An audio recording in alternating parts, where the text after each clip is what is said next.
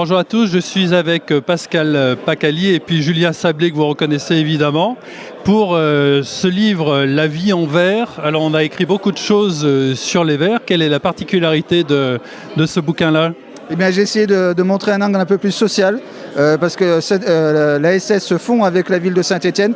Donc c'était important pour moi de montrer ce contexte-là, cet angle-là qui n'est pas toujours... Il y a beaucoup de biographies de grands joueurs qui racontent leur vie, mais là j'ai essayé de mettre un contexte social. Ça va des années 60 à aujourd'hui. Donc on voit aussi comment le foot évolue, comment la manière d'appréhender le foot, le club évolue et comment la ville évolue aussi. Enfin voilà, donc on voit toute cette évolution à travers quasiment 60 ans. Et vous, Julien, vous avez contribué de quelle manière à ce livre ? J'ai passé du temps avec Pascal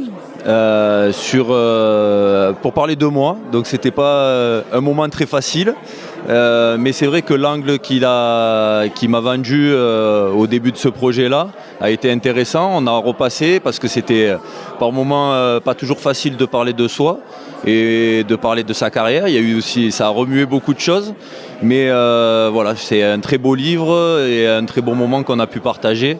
Voilà, je suis quelqu'un qui aime partager. Voilà, on a passé de très bons moments pour ma partie à moi et je crois que tous les autres participants aussi. Alors, le principe de ce bouquin, c'est que vous avez recueilli des témoignages de plusieurs acteurs de l'ASS. Alors, quels sont les autres acteurs ? Il y en a combien dans ce livre ? Il y en a une vingtaine. Alors, pour citer les plus connus, donc il y a Aimé Jacquez, Valdo Piazza, donc la génération 76, Hervé Révelli et Christian Lopez. Après, donc génération Julien Sablé, Lionel Potillon, Loïc Perrin, et puis aujourd'hui Wim Kazri et Romain Amouma. Mais il y a aussi des supporters. Il y a des supporters inconnus parce que les supporters, l'ASS sans les supporters, ça n'existe pas. Ou alors c'est vraiment pas du tout, c'est aseptisé, c'est comme Monaco. Ça nous excite pas beaucoup, quoi. Mais il y a beaucoup de choses qui sont dites sur les supporters à juste titre ou pas, voilà. Donc, et c'est important aussi de creuser un petit peu dans ce sillon-là pour essayer de mieux les comprendre parce que aujourd'hui tout va vite avec les réseaux sociaux et il y a un peu tout et n'importe quoi. Donc c'est bien de leur donner la parole et de montrer un petit peu l'évolution aussi parce que quand on est supporter à 20 ans, on est beaucoup. C'est pas pareil à 40 ou 50 ou 60 ans. À 20 ans, les jeunes sont vraiment beaucoup plus à fond dans le truc. Et voilà, c'est ce que j'essaye de montrer là aussi, de creuser un petit peu dans ce contexte social, quoi. Voilà. Alors, est-ce qu'on peut se procurer ce livre ? Eh ben, donc là, on a tout le week-end à la Bourse du Travail. Sinon, donc, dans les librairies stéphanoises, sur le site des éditions des Joyeux Pendus, donc on tape dans un moteur de recherche. Et sinon, donc, il y aura le 18 mai, je serai dans une boutique éphémère. Et le 28 mai, une dédicace à la librairie de Paris. Voilà. Donc, mais sinon, dans les librairies stéphanoises, c'est le plus simple, je pense. Et le prix ?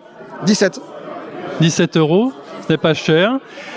Julien, je me hasarderais bien à une question sur l'avenir des Verts de cette année.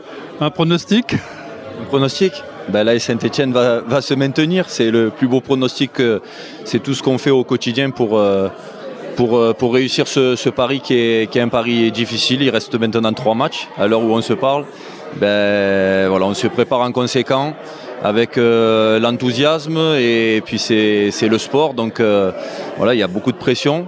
On a une énorme responsabilité tous ensemble, mais on travaille au quotidien pour réaliser quelque chose qui était mal embarqué au mois de janvier.